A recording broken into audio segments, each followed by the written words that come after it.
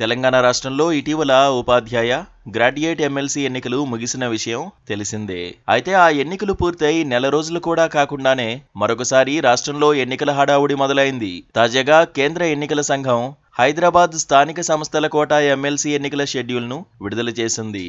మార్చి 28వ తేదీన ఈ ఎన్నికలకు నోటిఫికేషన్ జారీ చేయబడుతుంది. ఏప్రిల్ 23వ తేదీన పోలింగ్ జరుగుతుందని, 25వ తేదీన ఓట్ల లెక్కింపు జరుగుతుందని అధికారులు ప్రకటించారు.